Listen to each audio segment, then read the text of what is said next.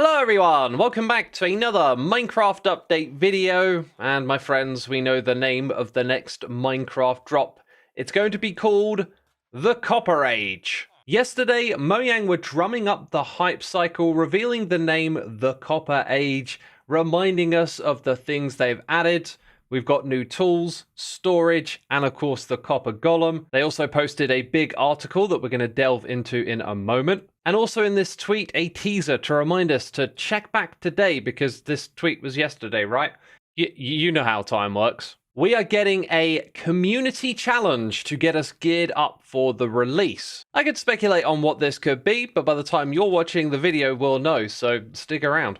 This tweet also came with a really cool teaser video showing off the different blocks that you can build with, and of course the copper golems doing their thing, sorting items.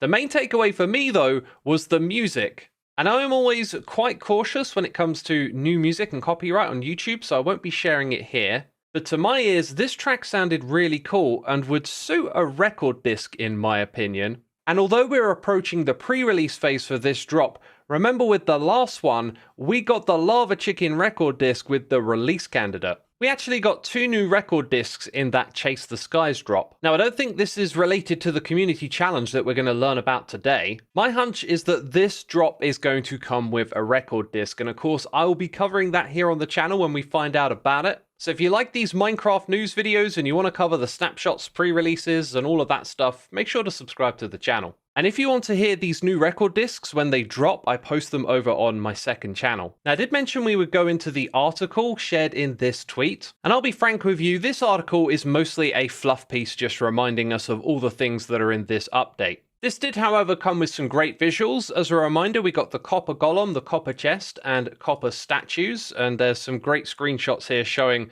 what you can create with these new blocks. And here are some of their creations they've shared, made possible by the new blocks and statues that we have in this Copper Age drop. We're of course also getting copper horse armor and copper armor for the player, as well as copper tools. Oh my, how many times am I going to say copper in this video? Copper chains, lanterns, and bars, as well as copper torches, and of course the lightning rod now has different stages of oxidization. And let us not forget the shelf, which is going to address inventory management, and I think in a particularly good way. This is a very useful new addition to the game. And lastly, they remind us of the dyes, which have remained unchanged since they were introduced. And according to the Minecraft monthly show, all of these features are locked in. I'm doubtful we're actually going to see any changes to the dye textures. I think my critique here is easier to show you than explain. Once we desaturate the colors, I think you'd have a hard time telling some of these textures apart from one another. So although color blindness doesn't affect all colors equally, I think you can see the issue with this approach that they've taken. It's now the future, and that means we get to find out what this big announcement is. Buckle up, bedrock miners, it's time to dig deep and mine a staggering 50 million copper ores. So we have until September the 2nd to unlock a big copper reward. That, my friends, is just a handful of days. And it would land us on a Tuesday, which is Snapshot Day. This had me rather excited until I took a closer look at the image attached to that tweet. That, my friends, looks like a bedrock cosmetic. To be fair, the tweet did say this was for bedrock miners where they can track these sorts of statistics. So let's follow the link and find out if there's more information here.